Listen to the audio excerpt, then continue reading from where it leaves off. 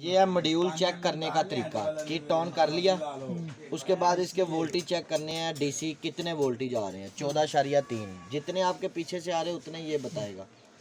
یہ پازیٹیو والی تار اٹھانی ہے, B1 پہ رکھنی ہے. ادھر آپ کو وولٹیج بتائے گا 5.6. ٹھیک ہے, ادھر بھی 2 پہ بھی بتائے گا 5.6. اگر ان دونوں میں سے ایک کے بھی فرق آیا, یا B1 میں یا B2 میں وولٹیج کا فرق آیا, مطلب ادھر B1 پہ دے رہا ہے 5.6 اور B2 پہ دے رہا ہے 10 وولٹیج یا 7 وولٹیج یا 8 وولٹیج یا 4 وولٹیج, یا کم دے گا یا زیادہ دے گا, وہ والی سائڈ آپ کی ٹھیک نہیں ہے.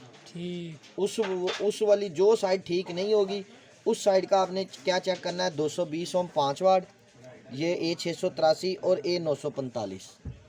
ٹھیک ہو گیا. اس سائڈ کو لگا ہوا ہے, یہ B1 کو لگا ہوا ہے 220 اوم 5 واٹ, یہ A683 اور یہ 945. B2 پہ لگا ہوا ہے یہ والا ریزسٹنس, یہ ٹرانسسٹر A683 اور C945. اس کی آپ نے ویلیو اوہم پہ رکھ کے چیک کر لینی ہے. یہ اوہم پہ لے گئے اس کو میٹر کو, یہاں پہ اس کی آپ نے یو پی ایس کو اتار کے اس کی اوہم چیک کر لینی. یہ دیکھیں 216. ٹھیک ہو گیا. اس کی بھی 216. ٹھیک ہو گیا. 215 یا 16 ایک وولٹیج سے فرق نہیں پڑے گا.